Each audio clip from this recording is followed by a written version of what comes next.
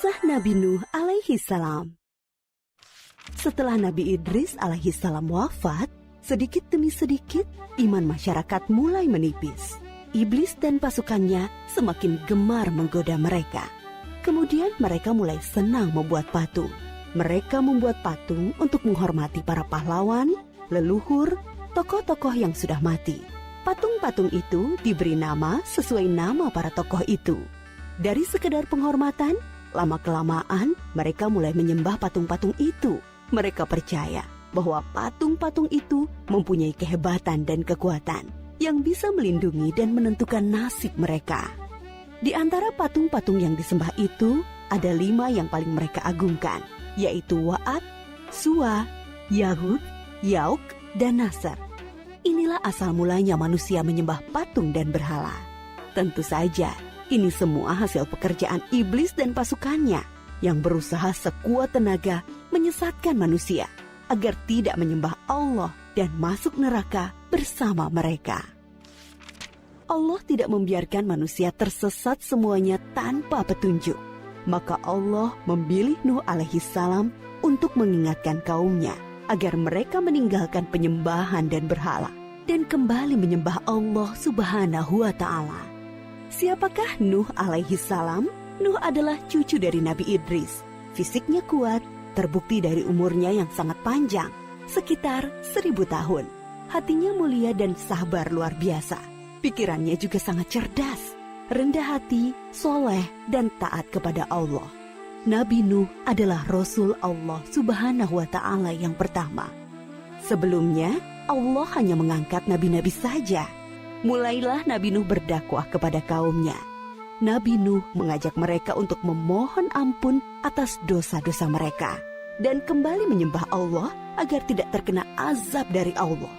Sangat tekun Nabi Nuh mengajak kaumnya dengan berbagai cara, dengan terang-terangan di hadapan banyak orang, dengan diam-diam mendatangi seorang demi seorang. Berulang-ulang, siang dan malam, selama kurang lebih 950 tahun lamanya. Tetapi sedikit sekali yang mengikuti seruan Nabi Nuh. Kebanyakan dari pengikutnya ini adalah orang miskin dan pekerja kasar. Jumlahnya sekitar 80 orang. Yakni sebagian besar kaumnya tidak mau mengikuti ajaran Nabi Nuh. Mereka bersikap angkuh dan sombong dengan menutup rapat-rapat telinga mereka jika Nabi Nuh mulai berbicara untuk mendakwahi mereka. Bahkan mereka menantang Nabi Nuh agar mendatangkan azab yang diancamkan oleh Allah subhanahu wa ta'ala. Nuh, sudahlah, berhenti bicara. Percuma, kami tidak akan percaya. Sekarang begini saja, datangkan azab itu pada kami jika kau memang benar. Kami yakin tidak akan ada azab yang menimpa kami karena kelakuan kami. Kau hanya berdusta. Nabi Nuh mengadu kepada Allah tentang pembangkangan kaumnya yang terlaluan. Allah berfirman bahwa memang pengikut Nabi Nuh tidak akan bertambah. Hanya 80 orang itu saja. Selebihnya mereka semua tidak akan beriman karena mereka sudah sangat sesat. Setelah jelas ketetapan Allah bahwa orang-orang itu tidak akan beriman, maka Nabi Nuh memohon kepada Allah. Tuhanku, musnahkanlah seluruh orang durhaka itu dari muka bumi. Mereka hanya membuat kerusakan dan melahirkan anak-anak yang durhaka.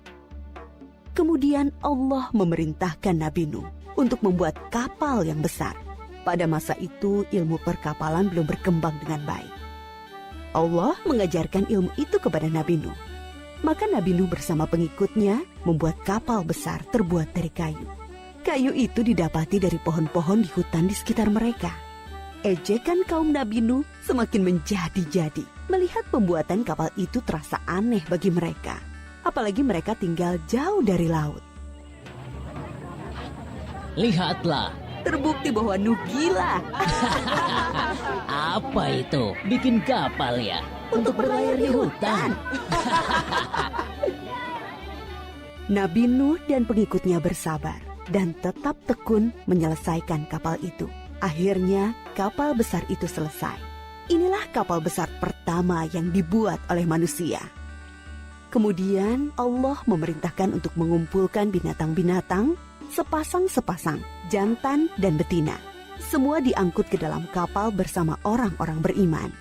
Semua keluarga Nabi Nuh, termasuk yang diangkut ke dalam kapal, kecuali istri dan salah satu anaknya, Kan'an. Mereka tidak mau masuk ke dalam kapal. Mereka tidak beriman dan termasuk orang durhaka. Sementara itu, langit menjadi gelap. Angin bertiup kencang, petir menggelegar. Hujan turun sangat lebat. Dari dalam tanah memancar air yang semakin deras. Juga dari dalam rumah-rumah penduduk, dari dapur-dapur mereka. Dengan cepat, air membanjiri bumi. Makin lama makin tinggi, menenggelamkan rumah, pohon-pohon, dan tentu saja orang-orang di luar kapal Nabi Nuh. Ketika Nabi Nuh melihat sekelilingnya dari atas, tampak putranya, Kan'an, sedang menyelamatkan diri dari banjir. Karena kasih sayangnya kepada anaknya, Nabi Nuh berseru, Anakku sayang, masuklah ke dalam kapal ini. Tidak ada yang bisa selamat dari azab ini kecuali yang berada di dalam kapal. Tidak ayah, aku akan memanjat bukit yang tinggi. Pasti aku akan selamat. Tiba-tiba datang gelombang besar dan Kan'an tidak terlihat lagi. Dia termasuk yang dibinasakan. Nabi Nuh sangat sedih, tetapi beliau menerima keputusan Allah. Di dalam kapal, Nabi Nuh bertasbih, memohon ampun dan berdoa tidak henti-hentinya bersama orang-orang beriman. Setelah beberapa hari, Allah memerintahkan bumi untuk menelan banjir itu. Hujan berhenti, air pun surut masuk ke dalam tanah. Kapal pun berlabuh di daratan lagi. Orang-orang beriman keluar dari kapal dengan tetap bertasbih. Syukur yang tiada terkira. Mereka memulai hidup baru tanpa gangguan orang-orang kafir yang sudah tenggelam, dibinasakan Allah karena kesesatan mereka. Kisah Nabi Nuh memberikan kita pelajaran bahwa durhaka kepada Allah dan tidak patuh kepada Rasul utusannya membuat manusia ditimpa azab di dunia ini maupun di akhirat. Halo teman-teman, subscribe di tombol merah di bawah ini ya. Like dan share juga di media sosial teman-teman. Dan satu lagi, isi komentar, usulan, atau saran juga ya. Terima kasih.